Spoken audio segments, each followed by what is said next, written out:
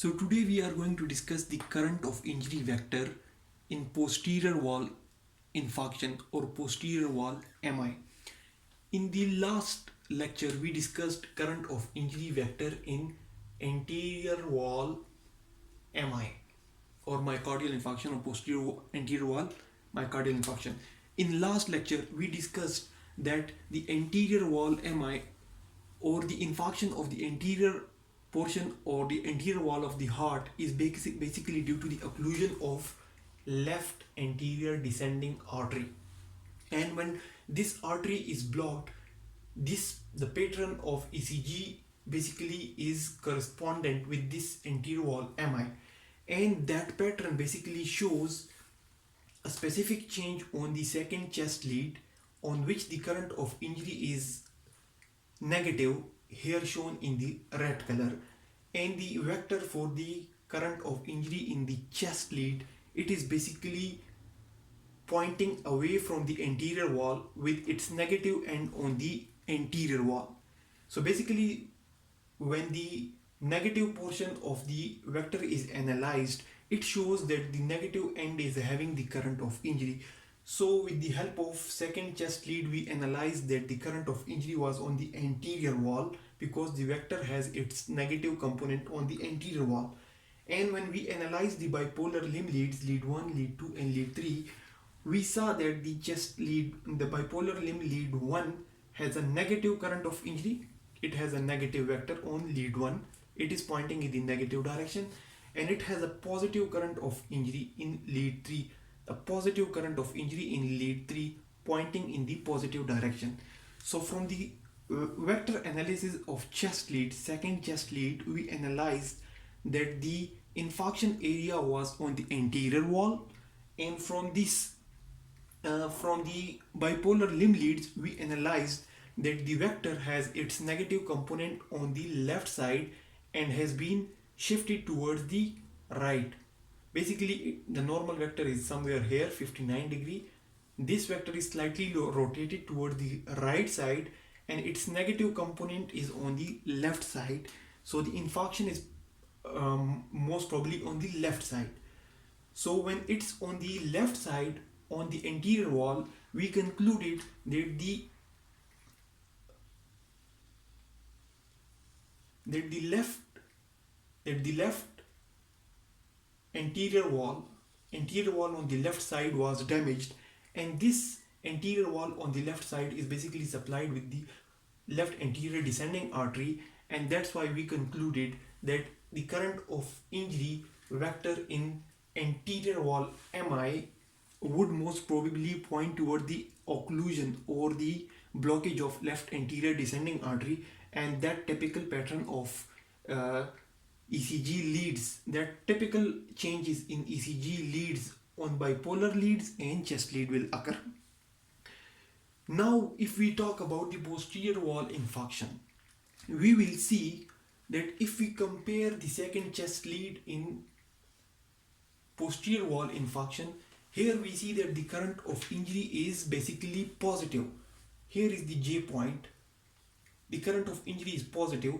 So the vector of the second V2 chest is basically pointing towards the anterior wall. The positive end is toward the anterior wall. Here it had its negative end on the anterior wall.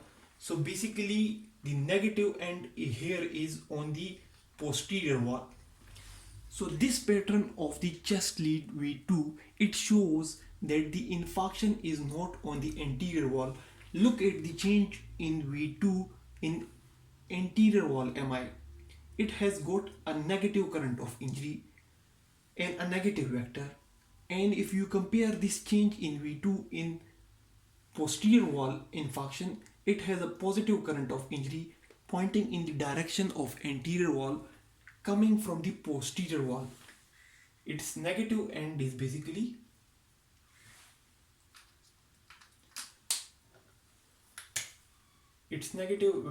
coming from the posterior, and positive end is towards the anterior wall. So this is showing a reverse vector that is coming from the posterior side. And then if we analyze the bipolar limb leads, here we see that we will not get any shadow on the lead 1. We will not get any shadow on lead 1. So lead 1 has been omitted here. See, as we could not get any specific shadow on lead 2, so we ignored lead 2 here. We are ignoring lead 1 because it will not make a shadow on lead 1.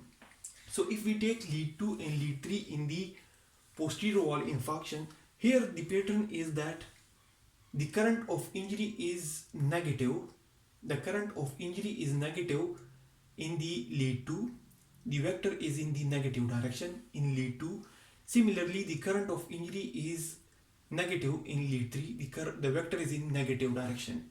If we compare this with the anterior wall MI, we see that the current of injury in lead 1 was negative. It was in negative direction. The current of injury in lead 3 was positive. It was in positive direction. But here lead 1 has been omitted. In lead 2 we have a vector in the negative direction. Current of injury is basically, here we have the J point.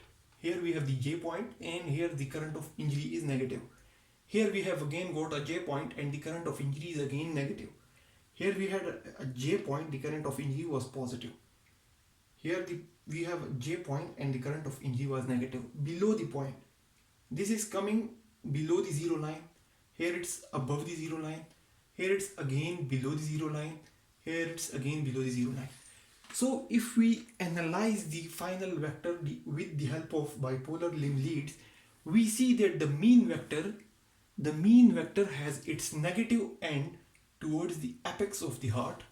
If this is the heart, the negative end is basically towards the apex and the positive direction is towards the base. So we can see that the current of injury is basically coming from the apex, and with the help of lead 2 of the second chest lead, we can see that this is coming from the posterior wall. So the infarction is somewhere on the apex in the posterior side. So the infarction is basically in the apex on the posterior side. In the anterior wall MI, the vector was coming from the anterior wall and it was basically coming from the left side. So infarction was on the anterior wall on the left side. Here the infarction is coming from the posterior wall and it is on the apex, and that's after the analysis of the vector on second chest leads and bipolar limb leads. So with the help of these analyses, we can calculate the vector for any type of infarction in the heart, but as a rule we will know that the negative end of the vector, it will be coming from the damaged part.